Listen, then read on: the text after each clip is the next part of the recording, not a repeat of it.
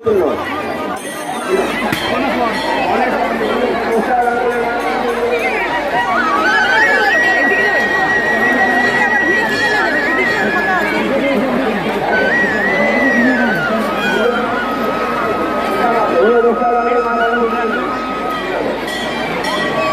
প্রদর্শন আছে কমিটির পক্ষ থেকে শুভেচ্ছা ভালোবাসা ভূমিকা দান করলেন মায়ের অন্নপূর্ণের জন্য।